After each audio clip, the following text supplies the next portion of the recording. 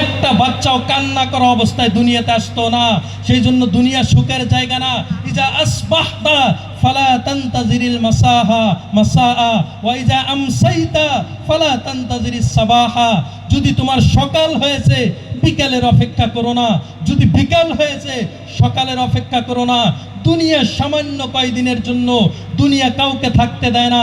সামান্য কয়দিনের দুনিয়া। বিল্ডিং আছে, কত বিল্ডিং পড়ে আছে, বিল্ডিং এর ভিতরের লোক নাই। কত গাড়ি পড়ে আছে, গাড়ির মালিক নাই, কবরে হারায় গেছে। তাদের কবর থেকে টান দিয়ে উঠায় রাখ। বলেন, তারা বলতো আগামী কাল থেকে নামাজ পড়তে চেয়েছিলাম, এইবার রমজান থেকে চিল্লা দিতে চেয়েছিলাম, এই বেটিটাকে বিয়ে দিয়ে দিনদার হতে চেয়েছিলাম, একজনও পায় নাই। সেই জন্য বলি যে সারা জীবন মুসলমানের কলেমা পড়ার পরে সব থেকে দামি যদি কোনো কাজ থাকে ওটা হলো নামাজ। নামাজ যারা পড়ে না, যারা একদিনও ফজরের নামাজ পড়ে না, যারা একদিনও জীবনে এশার নামাজ পড়ে না, যারা একদিনও পাঁচ ওয়াক্ত নামাজ জীবনে পড়ে নাই, তারা কেমনে বলে আমি মুসলমান? তারা কেমনে বলে আমি মুসলমান?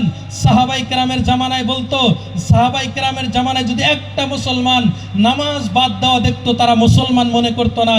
তারা মনে করতো এটা মুনাফিক, উপরে উপরে কলেমা পড়েছে, ভিতরে মুসলমান না।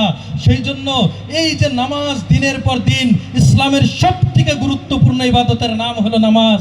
আর সমাজের মধ্যে যদি নামাজ প্রতিষ্ঠিত হয়, সমাজ থেকে অন্যায় দূর হবে, সমাজ থেকে যত ধরনের বিবাদ আছে দূর হবে। কারণ কোরআন বলে ইন্নাস সালাতা তানহা আনিল ফাহশাই ওয়াল মুনকার, যে নামাজ, নিশ্চয় নামাজ মানুষকে অপকর্ম থেকে, মানুষকে অন্যায় থেকে, মানুষকে বেহায়ার রাস্তা থেকে ফিরে আনে।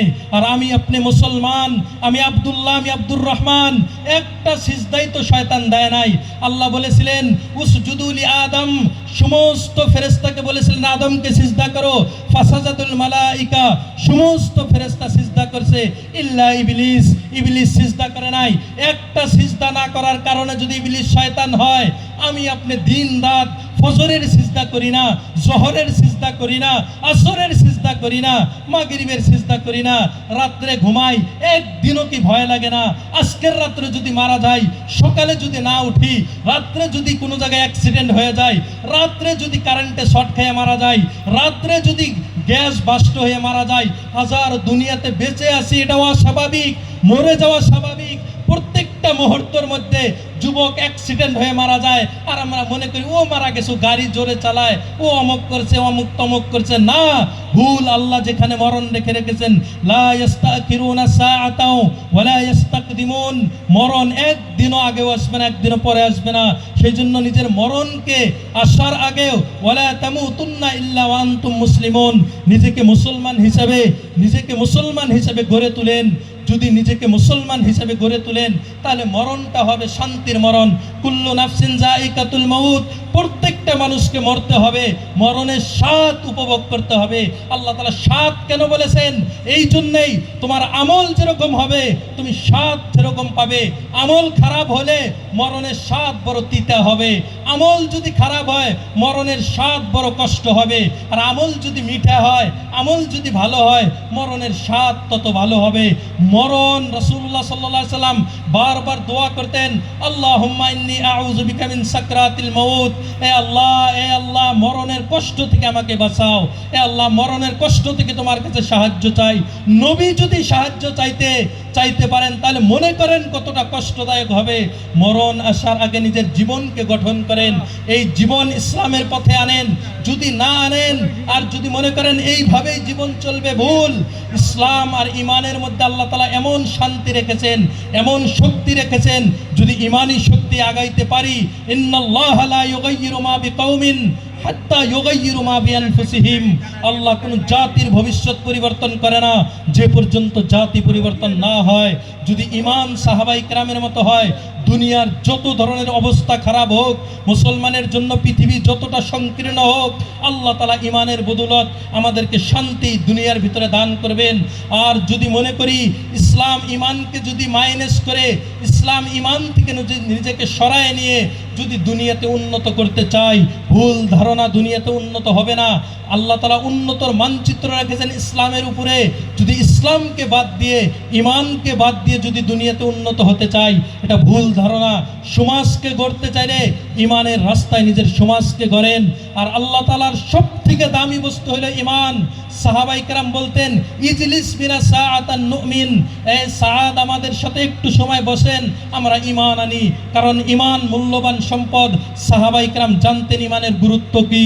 সেই জন্য বিলালের মতন সাহাবাকে ইমানের কারণে, কলেমা পড়ার কারণে উমাইয়া ইবনে খালাফ জ্বলন্ত বালুর উপরে, জ্বলন্ত পাথরের উপরে টানতো, পিঠের চামড়া উঠে যেত, ইমান থেকে বঞ্চিত হতো না।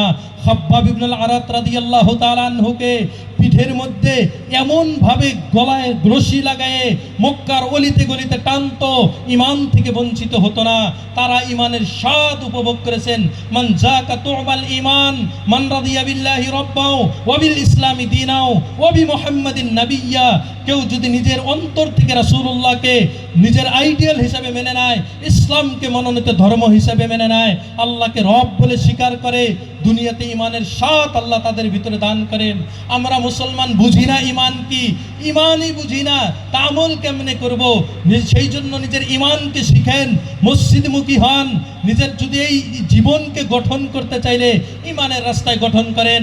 রাত্রে যখন বালিশে মাথা লাগান, একটুর জন্য ভাবেন, রাত্রে যদি সকাল না হয় আমি জান্নাতি কি জাহান্নামী, নিজের অন্তর ফয়সালা করে দিবে। সেই জন্য কিভাবে নিজের ইমানকে বাঁচাবো এই ফিতনার যুগে, যে যুগের মধ্যে নিজের ইমান আংরার উপরে, হাতের উপরে জ্বলন্ত আংরা রাখা, কয়লা রাখা যেমন কঠিন, কচুর পাতার উপরে পানি রাখা যেমন কঠিন, এই যুগের মধ্যে ইমান রাখা বড় কঠিন। যদি এই যুগের মধ্যে যদি আপনি ইমানের ইমান যদি না বাঁচাই, তা আল্লাহ না করুক, কিয়ামতের আগে আগে যখন দাজ্জালের আবির্ভাব ঘটবে, সারা পৃথিবীতে দাজ্জাল এমনভাবে গ্রাস করে ফেলবে পৃথিবীকে, নিজেকে খোদা বলে দাবি করবে, অগণন ক্ষমতা দেখাবে। যেখানে জিন্দেগিতে বৃষ্টি হয় না, সেখানে বৃষ্টিপাত করে দেখাবে। যে মাটির মধ্যে জীবনে কোনোদিন আবাদ হয় না, তার একটা ইশারায় সেখানে আবাদ হবে। দুনিয়াতে 40 দিন দাজ্জাল থাকবে। ইয়াউমিন কা সানাতিন, একদিন হবে 1 বছরের সমান। ও ইয়াউমিন কা শাহরিন, দ্বিতীয় দিন হবে 1 মাসের সমান। ও ইয়াউমিন কা জুমআতিন, তৃতীয় দিন হবে 1 সপ্তাহের সমান। বাকিল আইয়ামি কা আইয়ামিহা। দাজ্জাল কি মুসলমান চিনে না, কারণ ইমান জানে না যে দাজ্জাল কি বস্তু। দাজ্জাল শহরে আসপাহান থেকে বেরোবে মুসলমানের ইমান নষ্ট করার জন্য, আর মুসলমানকে আল্লাহ তাআলা পরীক্ষার জন্য দাজ্জাল পাঠাবে। যে দাজ্জালকে খোদা বিলে মানে না, এক আল্লাহকে খোদা বিলে মানে।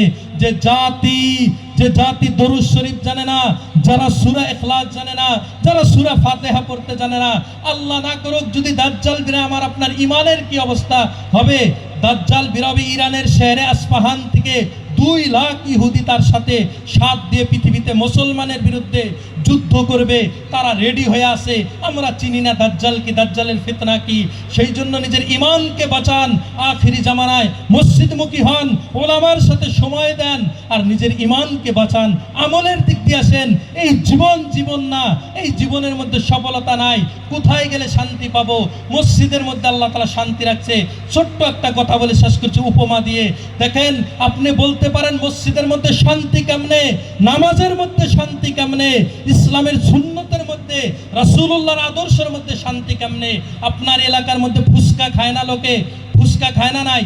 অনেকে ফুসকা খায়, ঝাল দিয়ে ফুসকা খায়। একজন ফুসকা খাইতেছে, খুব ঝাল দিয়েছে ফুসকাওয়ালা, আর ও সেই ঝালে একদম ক্লান্ত হয়ে গেছে, হা হা করতেছে। আরেকজন যদি দূর থেকে বলে, আর আসে যদি ফুসকাওয়ালাকে বলে, এই ফুসকাওয়ালা তুই একে কষ্ট দিচ্ছিস কেন? লোকটা কাঁদতেছে, চোখ দিয়ে পানি পড়ছে, নাক দিয়ে পানি পড়ছে, ফুসকাওয়ালাকে মারছে 1 থাপ্পড়, যে তুই কেন কষ্ট দিচ্ছিস একটা ভালো লোককে। লোকটা কি বলবে?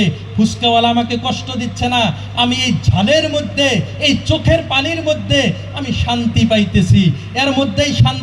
এই ফুসকা, ঝাল দিয়ে ফুসকা খাইলে তৃপ্তি হয়, যদিও দূর থেকে অন্যর কাছে লাগতেছে, কষ্ট হইতেছে, কিন্তু যিনি খাইতেছে ওনার কাছে বড় শান্তি লাগতেছে, তৃপ্তি লাগতেছে। তা আমার আপনার কাছে মনে হয় মসজিদে নামাজ পড়লে কষ্ট, যিনি পড়ে তার কাছে বড় শান্তি। আমার আপনার মনে হয় দাড়ি টুপি লাগাইলে ইসলাম হিসাবে চললে কত অসুবিধা, যিনি চলে তার কাছে বড় সুবিধা, তার কাছে তৃপ্তি, তার কাছে শান্তি। এখানে না আসলে আপনি বুঝবেন না।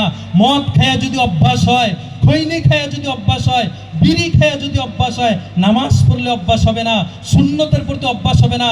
হবে এই মন চায় এনজয় করা, এনজয়টা হারাম রাস্তায় হোক বা হালাল রাস্তায় হোক। আপনি যদি হারাম রাস্তায় নিয়ে গিয়েছেন, আপনাকে নিয়ে জাহান্নামে পৌঁছে দিবে, এই মন কোনোদিন ভরবে না। আর যদি হালাল রাস্তায় নিয়ে গিয়েছেন, এই মনের মধ্যে বড় তৃপ্তি আসে। সেই জন্য মুসলমান ইমানের রাস্তায় আসেন, তৃপ্তি পাবেন, পৃথিবীতে শান্তি উপভোগ করবেন। আর না পাইলেন পৃথিবীর শান্তি, আখিরাতের মধ্যে আল্লাহ তাআলা জান্নাত দান করবেন। ফালিয়াতানাফাসিল মুতানাফিসুন, আশা করো তো জান্নাতের আশা করো। এগুলো দুনিয়ার মধ্যে কি রাখেছে? কিচ্ছু না। এগুলো বিল্ডিং বালাখানা, এগুলো বালু আর ইট মিশ্রিত পড়েছিল, একটা মিস্ত্রি সাজায় রেখে দিয়েছেন, এইটুকি, বাকি এর ভিতরে কিচ্ছু নাই। সেই জন্য মুসলমানের রাত্রি হবে তাহাজ্জুদের নামাজে, যায় নামাজে, সকাল হবে তো ইমানি রাস্তায়। আমি বাজারেও মুসলমান, আমি মসজিদেও মুসলমান। আমার ব্যবসা বাণিজ্য, আমার চলাফেরা, আমার কথাবার্তা, আমার আখলাক, আমার সমাজ, আমার ন্যায় নীতি, আমার সব কিছু ইসলাম হিসেবে হবে। কেমনে হবে? এগুলো শিক্ষা করতে হবে। ইকরা বিসমি রাব্বিকাল্লাযী খালাক, এগুলো শিক্ষার জন্য ওলামায়ে কেরামের কাছে যান, তবলিগি জামাতে যান।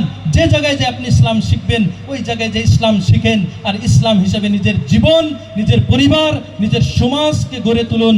আল্লাহ তাআলা এই সমাজকে উন্নত করে দিবেন।